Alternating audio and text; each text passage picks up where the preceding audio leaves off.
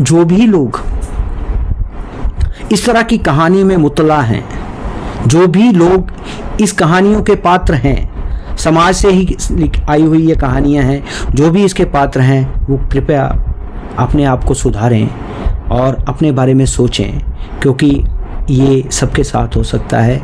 तो कहानी कुछ इस तरह से है कि एक बुजुर्ग जो हैं वो एक स्टेशन पर चाय बेचते थे और वो चाय बेचकर अपनी गाड़ी में चाय बेची उन्होंने और अपनी झोंपड़ी में चले गए, अपने छोटे से घर में चले गए जो स्टेशन के पास ही था। और झोंपड़ी में जाकर उन्होंने अपनी बुजुर्ग पत्नी उसको कहा कि दूसरी ट्रेन आने से पहले मेरे को एक केतली चाय और बना दो। दोनों बुजुर्ग थे, दोनों बुजुर्ग हैं। और वो आदमी बोला कि काश हमारी कोई औलाद होती तो हमें इस बुढ़ापे में काम नहीं करना पड़ता, वो हमें कमा कर कम से कम खाना तो खिलाती। औलाद ना होने के कारण बुढ़ापे में इन दोनों पति पत्नियों को बहुत काम करना पड़ रहा है, अपना जीवन भी चलाना और जीवन यापन के लिए कुछ पैसा भी कमाना। तो उनको बहुत इस तरह से ये सुनकर दोनों की आंखों में आंसू आ गए, लेकिन फिर भी पत्नी ने एक केतली चाय और बनाकर पति को दी। और जो बुजुर्ग पति था वो केतली चाय को लेकर स्टेशन पे चला गया।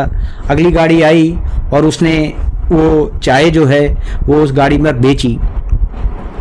अचानक उसका ध्यान एक प्लेटफॉर्म पे एक बेंच पे बैठे हुए एक बुजुर्ग दंपति पर चला गया। और वो दंपति लगभग सुबह से ही वहीं बैठे हुए थे। कितनी गाड़ियां आई गई लेकिन वो किसी गाड़ी में चढ़े नहीं थे और वो किसी गाड़ी से उतरे भी नहीं थे, ये उसको लगा। तब वो जो बुजुर्ग चाय वाला था वो अपनी चाय बेचने के बाद 2 कप चाय उनको देते हुए बोला कि भाई साहब और बहन जी, आपको किस गाड़ी से जाना है? कृपया आप मुझे बताइए तो मैं आपको बता दूंगा कि आपकी गाड़ी कब और कहां से जाएगी। वो बुजुर्ग, उन्होंने चाय के कप के लिए उसका धन्यवाद किया और वो बोले कि भाई हमें कहीं नहीं जाना है, हमें हमारे छोटे बेटे ने एक चिट्ठी देकर यहाँ पर भेजा है और कहा है कि हमारा बड़ा बेटा हमें स्टेशन पर लेने आएगा। हमारा बड़ा बेटा स्टेशन पर लेने आ रहा है हमें, और हम सुबह से उसकी इंतजार में हैं लेकिन अभी तक नहीं आया। और मेरे छोटे बेटे ने ये कहा था, एक चिट्ठी देकर मुझे ये कहा था कि अगर जो बड़ा भाई यहाँ पर नहीं आए तो आप किसी को ये चिट्ठी देना और वो आपको इस पते पर पहुँचा देगा। अब भाई हमें पढ़ना लिखना तो आता नहीं है, बस ये चिट्ठी पढ़ के हमें ये बता दो कि हमें कहाँ जाना है और हो सके तो हमें वहाँ पर पहुँचा दो ताकि हम अपने बड़े बेटे के पास पहुँच जाएं।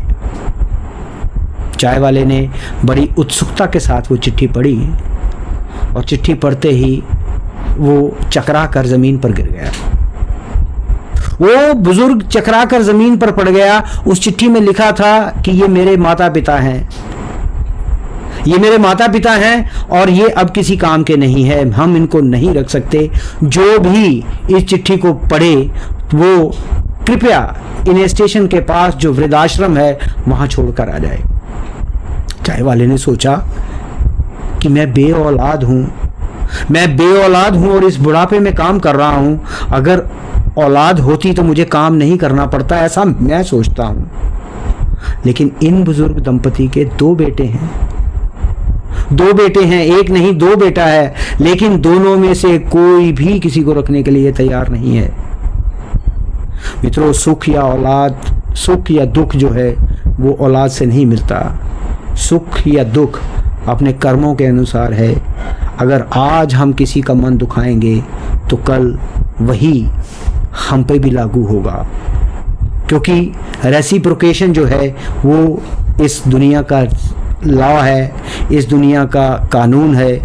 इसलिए अगर आज आप कुछ इस तरह से कर रहे हैं तो संभल जाइए, क्योंकि ये आपके ऊपर पलट कर आएगा।